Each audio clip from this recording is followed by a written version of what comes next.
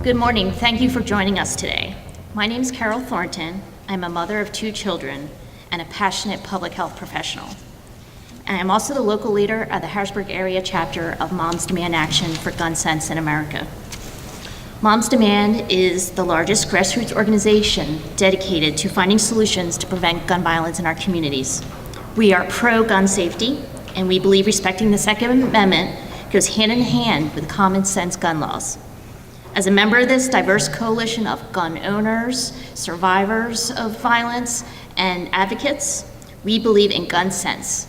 Just the simple idea that we all can do more to keep our loved ones and neighbors safe from the ever-present threat of gun violence. As a proud resident of Pennsylvania, I am here today to make sure our lawmakers hear us loud and clear on Senate Bill 501, a piece of groundbreaking bipartisan legislation to protect Pennsylvania families by keeping guns out of the hands of dangerous domestic abusers. And we're not alone. Community leaders such as those here today are also gathering around the state this week for similar events. Domestic violence is a heinous crime in of itself. And when it's combined with a gun, the results are unspeakable tragedies that traumatize families in our communities.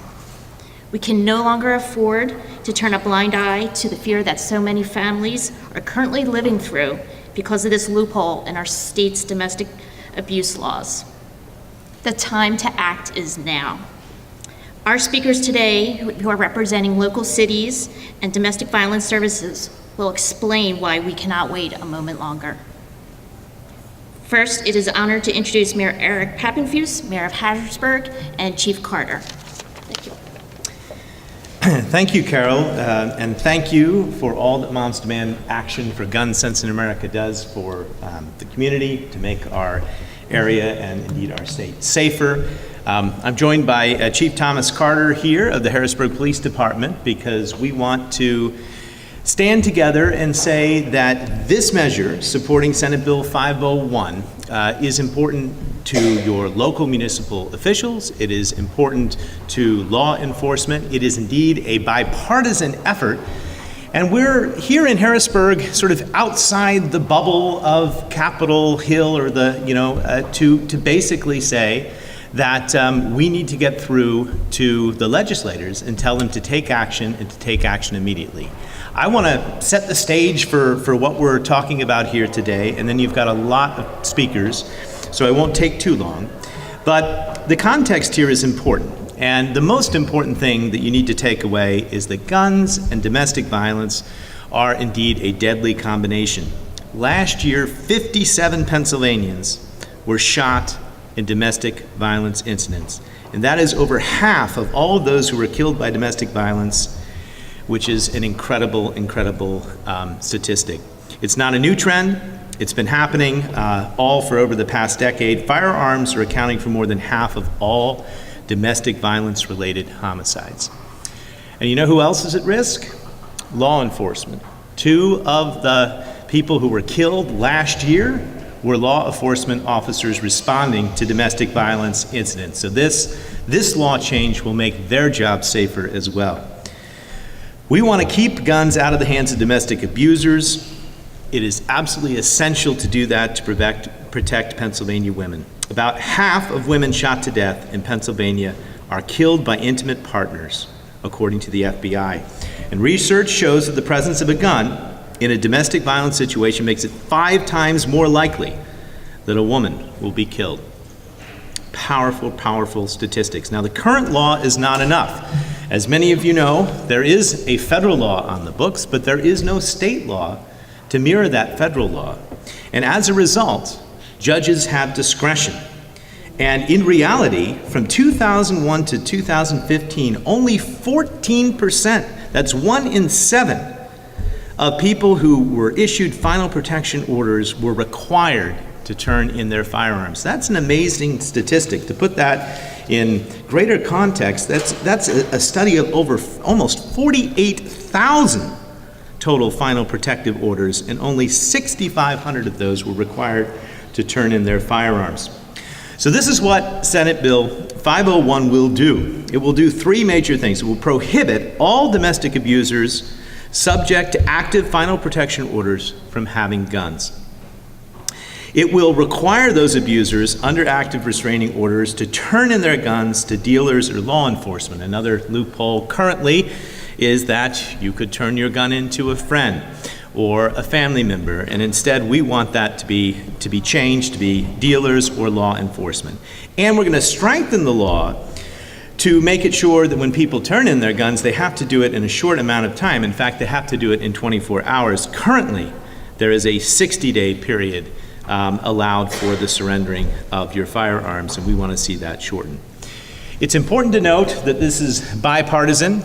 Democrats and Republicans stand together on this issue. There's bipartisan support for this bill. But what we need to do is focus on a sense of urgency. And again, I'm pleased to have Chief Carter here with me today to say that this bill is supported by law enforcement, as are other common sense measures to help curb violence on the local level, especially gun violence in our city. We need this legislation. I am honored to stand on the same stage with everyone here, and very pleased to be part of this collective effort that is happening throughout Pennsylvania today, not just in Harrisburg, but in other communities throughout the state, to try and bring attention to this very important issue. So, Carol, I'd like to hand it back to you.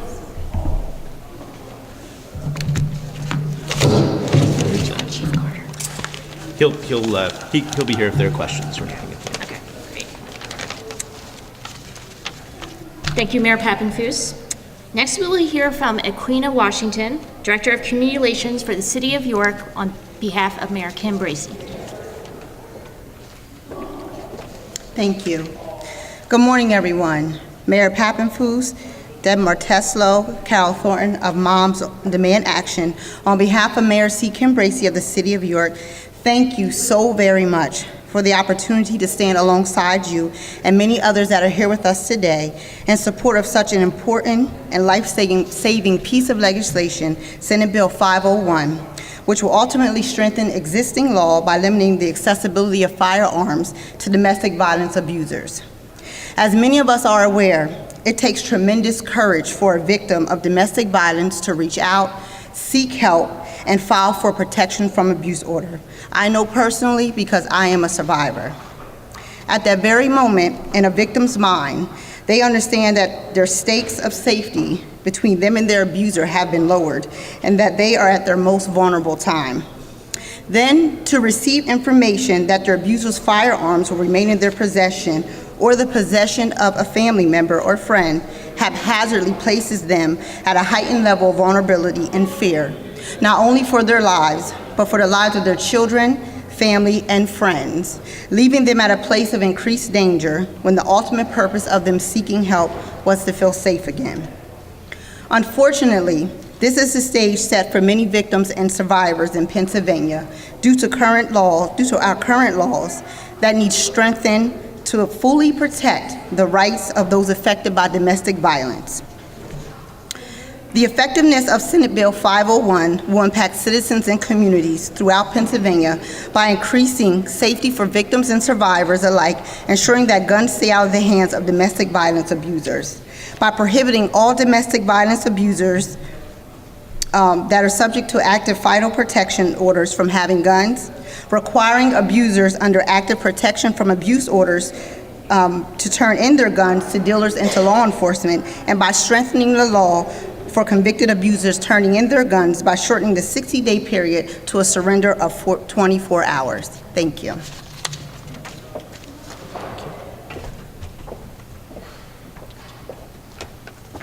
Thank you, Ms. Washington. Lastly, we'll hear from Terry Hamrick. She's the Chief Executive Officer of Survivors Incorporated in Gettysburg.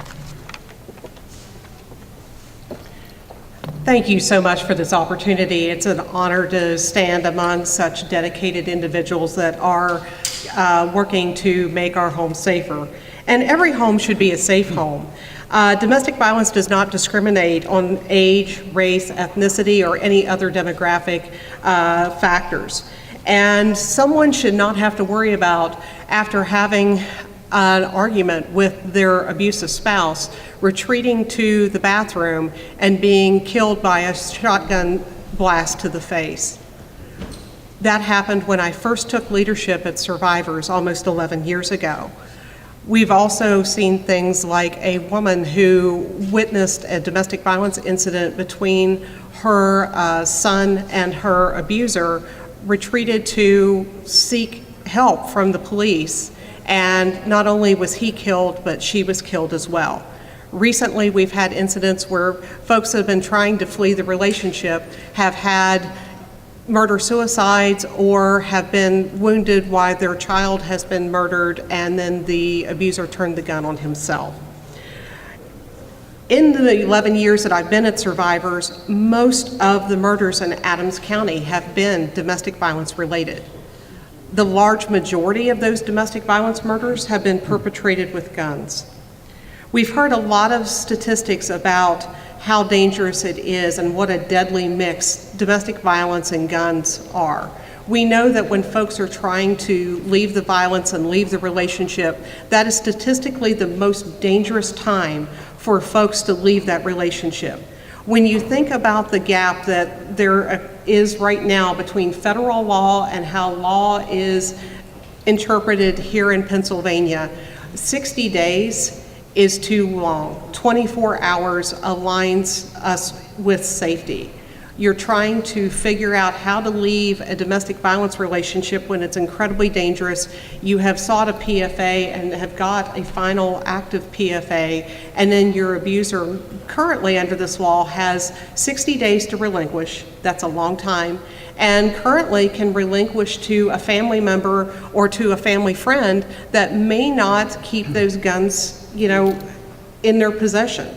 So Senate Bill 501 would eliminate those big gaps that between federal law and state law by removing the ability to possess guns from folks that are subject to active protection orders, final protection orders, and also removes the ability to pass those guns on to friends and family. They have to do it with law enforcement. They have to pass that on to a gun dealer. And the critical thing from our standpoint, especially from a safety planning standpoint, is that, reducing that time from 60 days down to 24 hours. As a domestic violence service provider, I'd like to thank the sponsor and the co-sponsors of this bipartisan effort, which is broadly supported by law enforcement. And my sister organizations, there are 60 of us across 67 counties that constitute the membership of the Pennsylvania Coalition Against Domestic Violence, who showed leadership in this effort, first in 2016 and then again in 2017, with the goal of saving lives. In closing, families living in fear for their lives should be giving assurance that Pennsylvania is doing all that it can to protect them. And that means ensuring that convicted abusers and those under final protective orders are prohibited from possessing guns and are required to turn them in promptly. Senate Bill 501 will protect Pennsylvania families, and the legislature should pass Senate Bill 501. Every day we wait is one day too many. Every life lost is absolutely one too many. No more lives lost. Thank you.